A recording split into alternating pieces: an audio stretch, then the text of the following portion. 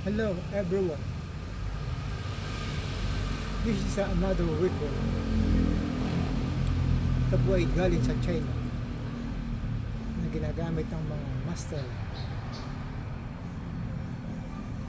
Ito ay pwedeng gamitin pang demonstration o pang warm-up exercise.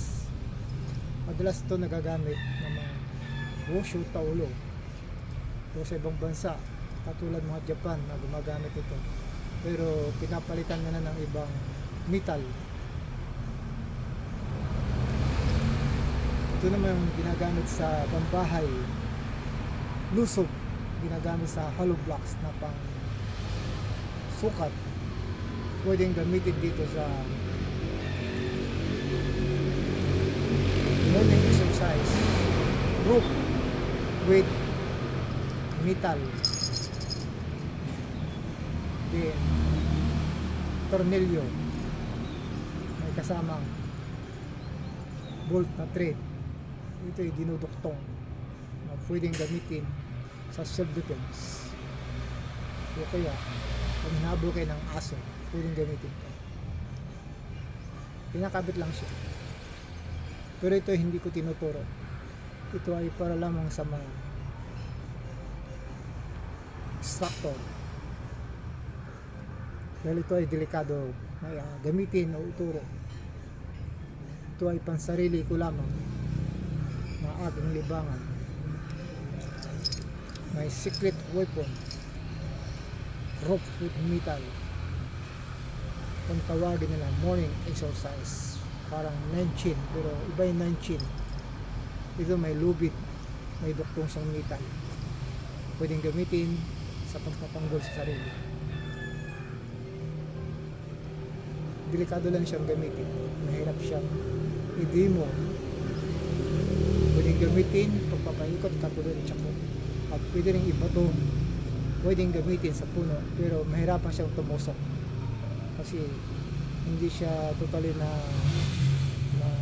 patulis. Sa dulo lang siya, pero pagdating sa gitna hindi siya babaon siya, pero mahuhulog sa puno.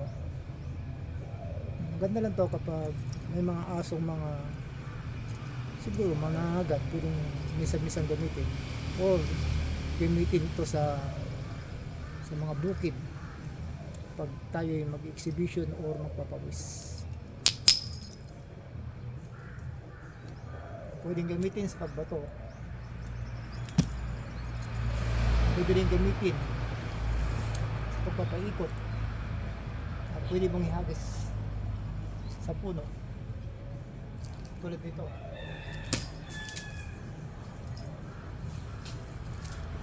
Yan, yung mga pag-release sa mga basic, pwede mo siyang i-circle. Yan.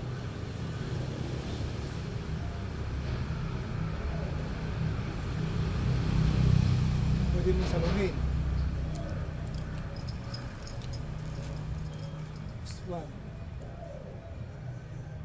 Pwedeng gamitin to.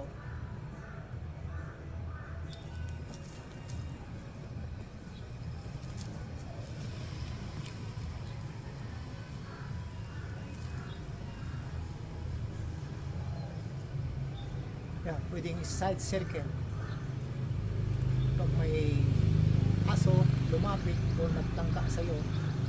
Pwedeng gamitin kahit saan bagay. Pwedeng swing.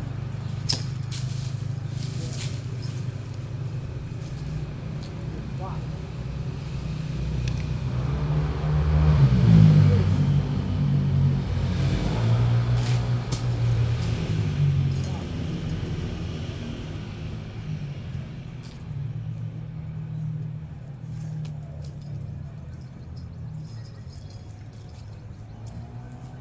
Pwedeng ihagis.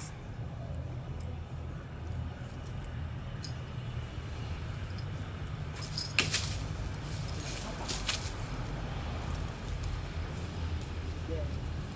Circle. Pwedeng release. Pwede rin gamitin pa to the side.